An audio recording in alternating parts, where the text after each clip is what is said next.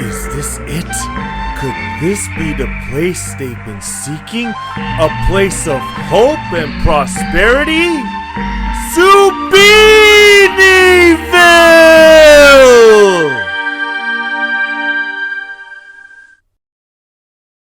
3 months later. Geeldaru was exhausted. His group had been traveling non-stop for longer than he cared to remember. And lately, they had been doing nothing but complain. Not that they didn't have a lot to gripe about. They had run out of food from their most recent rest stop a few days ago, and were now having to subsist on whatever they could find along the way.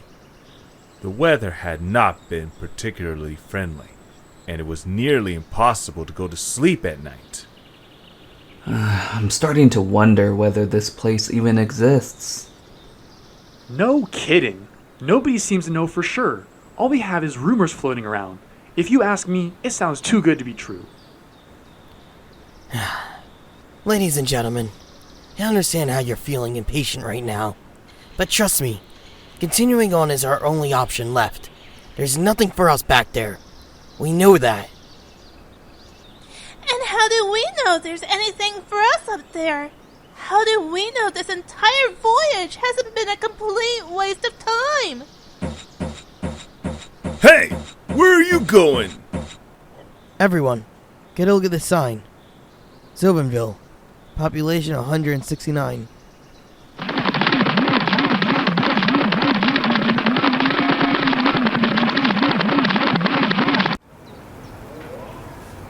It's incredible!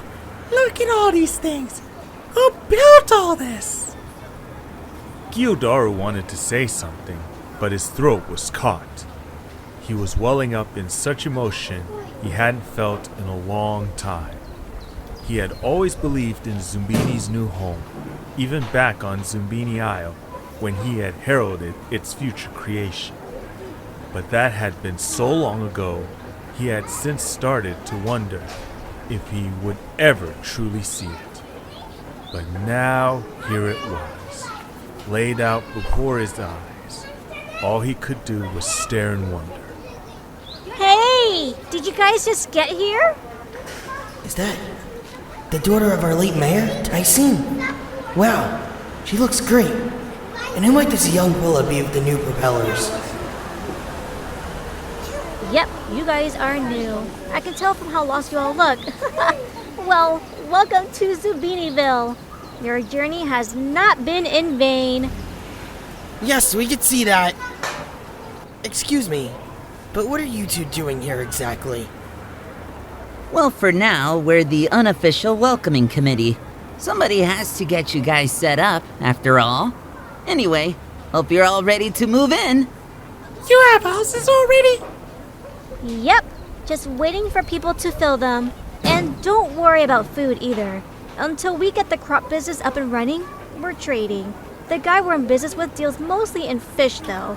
Hope you don't mind. As the two young Zoombinis led his group along, Geeldaru gazed in awe at the buildings that surrounded them. Aside from all the houses, many of which were already occupied by happy-looking families, there was also a swimming pool, a schoolhouse, a library, an observatory, and countless other buildings whose purpose he wasn't even sure of. There was even an enormous hollowed-out log that, judging by the sounds coming from inside of it, seemed to be a bowling alley. If you don't mind me asking, how did you build all these things? Oh, well, we didn't really. Not all of it, anyway. Well, what I mean is, we had a bunch of help. I mean, after you've built a hotel, the rest is easy. Know what I mean? We're gonna have to invite Ula back soon. This place is getting crowded. The truth was, Ula, along with Captain Cajun and Bruno, already took every excuse they possibly had to pay the Zoombinis a visit in their new home. Once Bruno had even arrived with the astounding news that he had run into the pizza trolls, and although they couldn't be bothered to make the journey, they sent their greetings along with the hopes that they would get more pizzas made for them soon enough. Oh, hey guys! Look! We just got some new arrivals! Really? That's awesome! Seems like we've been getting more and more. Well, it has been much easier to get off the island lately. The bloats finally got up and left. They had enough, I suppose. There wasn't much else we could do. Now it seems it's just a matter of time before everyone makes it here. They're really gone now, huh? Well, it was bound to happen sometime. I just hope we never have to see them again. I don't think we will. They left in a big hurry. Apparently they got word of something bad that happened to their leader. Or something. Isn't that something? I always thought the bloats worked only for themselves. I suppose this is something to ponder. All 4 children exchanged silent looks. They had never found out what exactly had happened to Romola. There were still occasional reports of unprepared groups of travelers getting jumped by random fleeings, but it was nothing to be truly worried about anymore. Their once formidable group was broken up, and their former leader hadn't shown himself since, or at least no one could confirm he had. Still, they were almost certain he wasn't dead, and that he was hidden somewhere brooding away, wondering what was left of him to do. Yeah, I suppose it is. Anyway, you guys better get going. Don't want to keep you from your jobs. See you around, you two. Man, it's weird hearing about Zoombinie again. I know. I wonder if we'll ever get to go back someday. I still miss it sometimes. Me too. But you know, I'm actually glad we had to leave. Think of all the stuff we never would have experienced if we just stayed there. For the last time, you two! Quit calling me boss! But you really are our boss now. Yeah, you hired us and everything. And I ruined that decision more and more with each passing... Oh, hey you two! How's life treating you, Mr. Mayor? Terrible. These guys can't even take a census without screwing up. And somehow they think building a swimming pool is gonna make up for that. Hey, at least we don't brown nose you anymore. Well, of course not. You have a purple nose and you have a green nose. It's just a figure of speech, Xekrai. But you'll have to take another census pretty soon anyway. Another group just got here today. Oh, perfect. Well, as long as my compatriots here haven't forgotten the simple math, this shouldn't be too hard. They're smarter than you think, Xekrai. Don't forget that.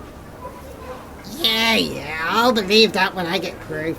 Come on, you two. I don't pay you to stand around and get complimented. I still can't believe you didn't want to be mayor. You totally could have won. What can I say? Xekrai's a good leader. Yeah? So are you. But since when was being mayor any fun? Anyway, I think he deserves to prove that someone in his family can do it right.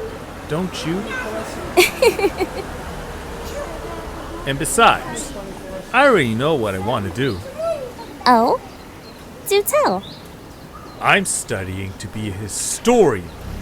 Don't you remember all those Zoombini relics and hieroglyphics we found back in the mountains? I'm pretty sure that's undeniable proof that Zoombinis have lived here before. Wouldn't it be exciting to discover the remains of an ancient civilization underground or something? Good luck with that. Thule and Canada already agreed to help out with all the research. Whatever you say, Echae.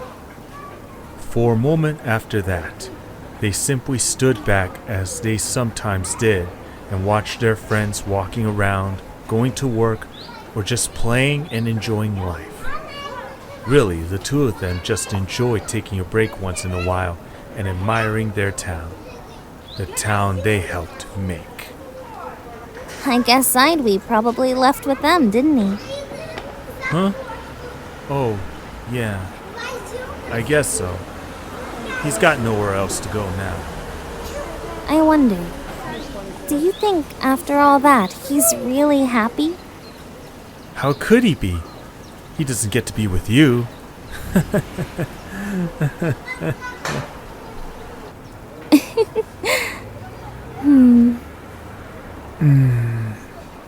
As they broke apart, Saetwo found herself drifting back into her memories as she so often did now.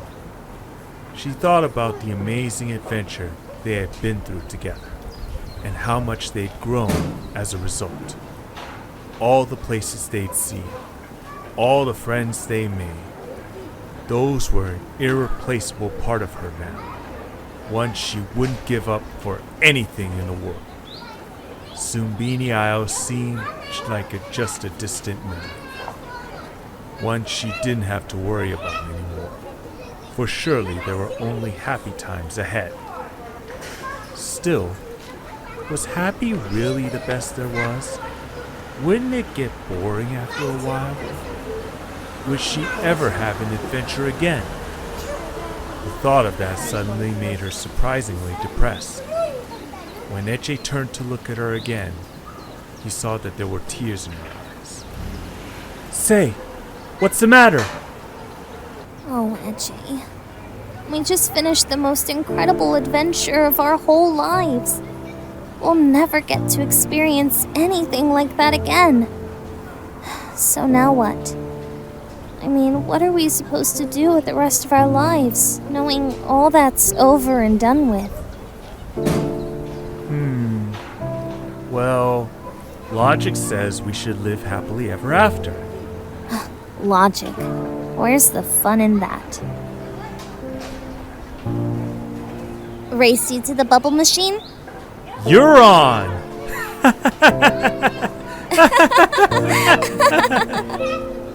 And so, both laughing joyfully, they took off down the road that would lead them away from home. The other Zoombini smiled and stood back to let them pass as they raced by together, as inseparable as they had always been and would always be. They kept going even after their home had disappeared behind them, and they passed a sign pointing them towards Zoombiniville in the opposite direction. They never once looked back.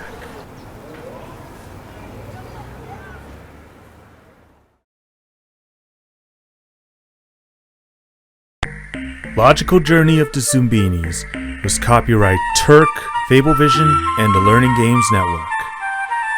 Saetwo's story was written by that one little guy at fanfiction.net. Jean-Nicole Contemplate and Vanessa Benoit were Saetwo. Luis Ernesto Rojas Gonzalez, aka LG65, was Echae. Jonelle Adkisson and Ashley Casey Tyrell were Xekrai. Various voice actors, the latest being Victor Melin, was Uloobu. Cathy Tran, aka CatDog, was Tyscene. Catherine DeJager was Tuli. Julian Landa was Connor. Casey Johnston were Iake and Arno the Almost Omnivorous. Braden and Worton was Weiswyo. Mahesh Christian was Yadwi. Elkar were Fuloko, Ferois, and Ula Instantaneous. Christian Talotti was Geeldaru. Ragalaya was Romala. CNG was Narnu. Sophia Ryan was Dreesen. John Morrison, aka Catsass, was Onyx. Maddie Penn was Crystal. Christy Sotar was Willomain. Renua Tyrell was Shyler. Kraken Jocks was Captain Cajun. Alice Bishop and later Hunter Ralston was Bruno.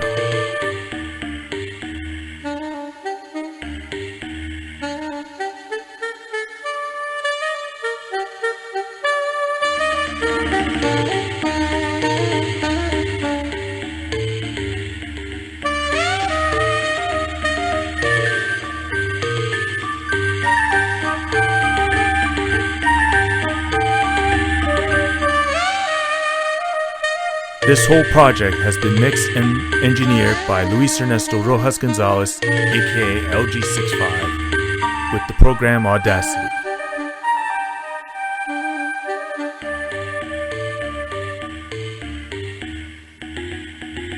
Music was composed by Jonelle Adkisson, Glenn Stafford, Jeff Van Dyck, Naoya Sakamata, Miu, Nicolas Jeudy, Yutaka Minobe and Tatsuyuki Maeda, and Yu Peng Chen.